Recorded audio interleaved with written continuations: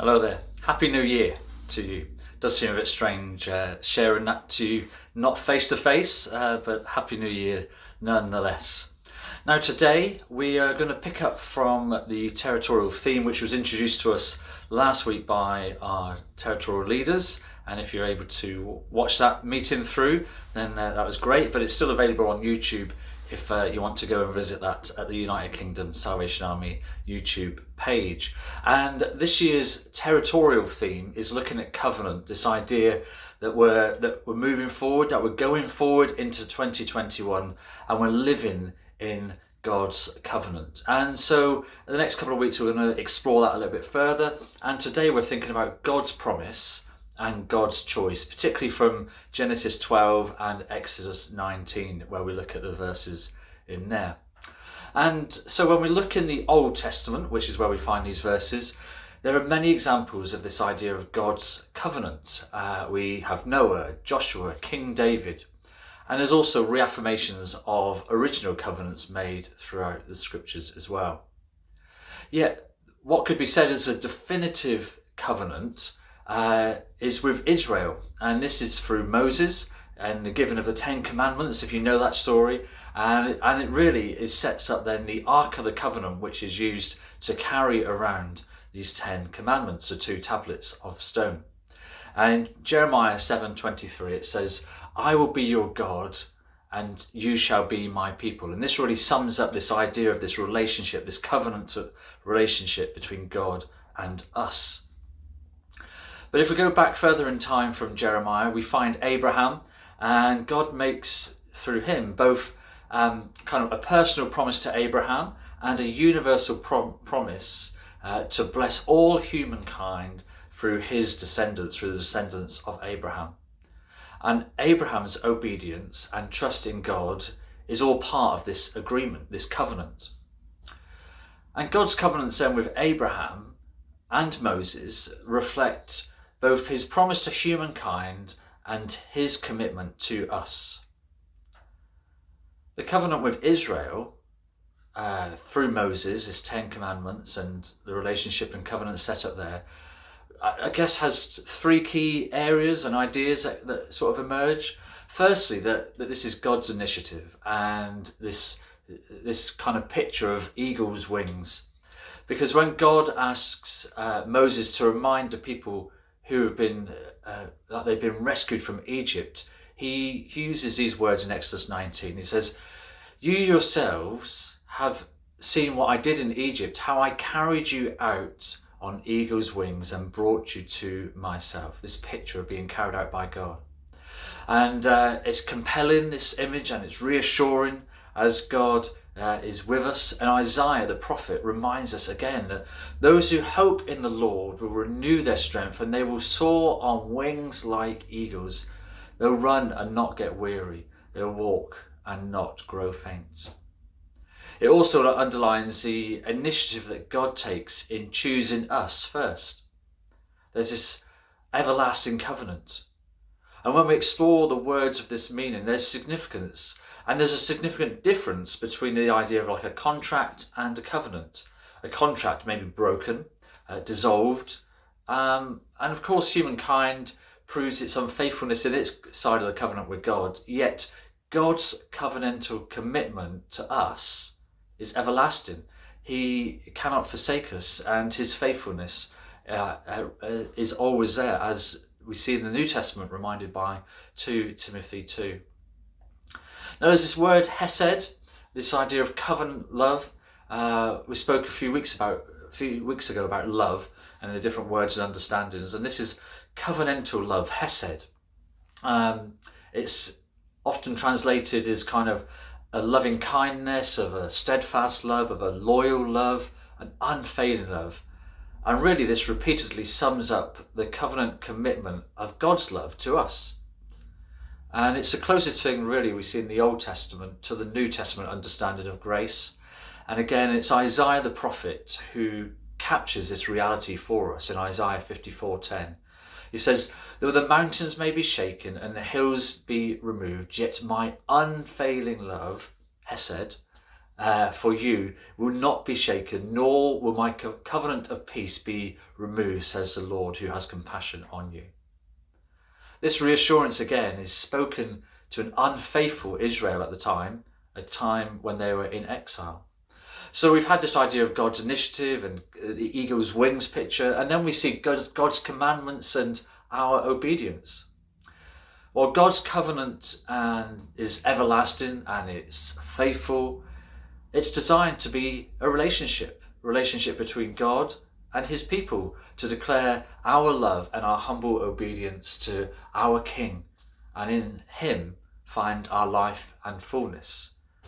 God says this to Moses: "Now, if you obey me fully and keep my covenant, then out of all the nations you will be my treasured possession." So our God, our King, well, God's covenant with Israel through Moses is accompanied by giving the 10 Commandments, which are really to define the character and the conduct of God's people, enabling them to be different from all the other peoples and the nations around the world. Historically, the studies show just how radically different these expectations were from the other known religions and ways of living and governance in the surrounding areas, in worshipping one God, a living God, and worshipping no other idols or gods. That was part of the difference. And so we look at God's initiatives and eagle's wings, we think of God's commandments and our obedience to those commandments. And then finally we think about God's holy covenant of love. Ultimately, the people of God, in covenant with him, were being called to grow into the very character of God, who chose them and called them, set them apart and called them holy. God says again to Moses in Exodus 19, "Although the whole earth is mine, you will be for me a kingdom of priests, a holy nation." And so from this we get the idea of bearing witness. And when the Hebrew Bible was translated into Greek, the Hebrew word for covenant was translated as testament, or as a dictionary defines it, the evidence of a specific fact. So the covenant people of God are really called to bear witness to their King, God. And they bear the witness in word and in deed. A kingdom of priests mediates, or at least signifies, to God to the world. And so it bears witness to who God is and what God expects. Equally, this idea of a holy nation is a people set apart who, as such, give a clear testimony to the nature and character of God in the way that they live and serve each other.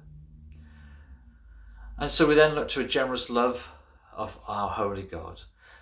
In our focus on holiness in the Salvation Army and in the wider church, I guess it can be easy to get stuck on the things we don't do, we're not allowed to do, these negative aspects of holiness, rather than what we actually do, the positive aspects of holiness. If God's covenant love, Hesed, speaks of a constant, unfailing love, if it speaks of forgiveness, then the character and holiness of us, his people, in the world, is to be known fully by that character, by our being actively generous, being sacrificial, being merciful, demonstrating an unfailing love to all. As a people of this holy King, this is what we do. This is what we're called to be.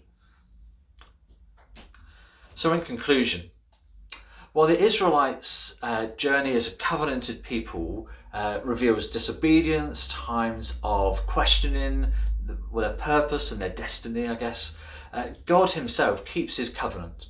He's faithful, he's just, he's merciful, no matter how his people behave.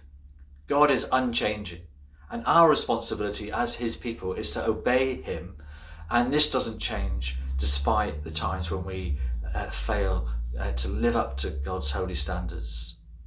When we look at Abraham, and he faithfully and courageously set out on this journey with God, and he did so believing that the promises of God were true for himself, for his family, for his people, and for his future. But really this was just kind of like looking through the mist, but he had this idea and trust that it was to be true, but didn't really know what that meant. In contrast, God and his side of the covenant with Israel through Moses, well, we see a much fuller flowering of God's character and intent to be ultimately superseded and fulfilled hundreds of years later in the hopes and of the prophets seen in the reality of Jesus.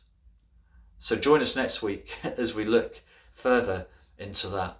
So as we reflect on today this idea of covenant with God, of his promises and his choices for us, we think of God's initiative, we think of God's commandments, our obedience, we think of God's holy covenant of love with us. And so as we reflect on that, there may be some personal questions for us. Well, things like when Abraham sat out with God, he really exercised huge trust in this unexpected and strange voice of God, different from any other of his expectations that he had. And he's applauded by the Apostle Paul in the New Testament for believing this covenantal call. So I guess a personal question for us might be, how do we learn to hear this strange voice of God, and how often do we act on it? In contrast to Abraham, the people of Israel had been miraculously and dramatically delivered from captivity in Israel on eagle's wings, and the foundation of their covenant call was made on that basis. What are some of your experiences of God's faithfulness to you? And how should that give you confidence to step out with him in love and protection moving forward? Thirdly, if God's covenant of love is with us and it's everlasting and it's unfailing, it's hesed, then what obstacles might there be to this covenant reality being fully alive and active within us? And then what can we do about that? It's often noted that the Ten Commandments, like the Lord's Prayer, begin with a focus of our love for God. They're the first four. And then we move on to a focus on our own life and the world and with other people, the last six. And I wonder, if you look back at those Ten Commandments, I wonder which of those first four and the last six speak most accurately to you now. And I wonder why, if you reflected on that. And so those are some personal questions, and then just finally some questions for us broadly as a community. That God reminds the people through Moses that their covenant bond isn't just something that was spoken in words, but something backed up in who they were and how they acted out. So for us, what words would you use to express your testimony of God's love in your life? How can you share your testimony with others to show God's hesed, unfailing love in action in your life?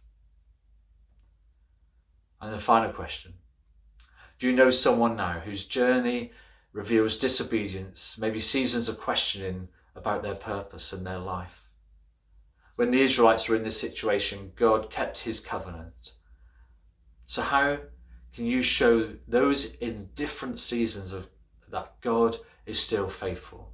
He's just, he's merciful, no matter how they behave. How can you share a bit of God's nature with them? Let me just pray. Father God, we thank you for your covenantal love to us. We thank you for your promises that we see in the Bible, and we just thank you that you chose us to be invited to be your people in covenant relationship. Father, forgive us for the times when we stray and we forget and we go by our own way. Draw us back to you today, I pray, thanking you that you are everlasting, that you are just, that you are merciful, you are steadfast. Father, may we know this hesed love, this covenantal love today. Amen.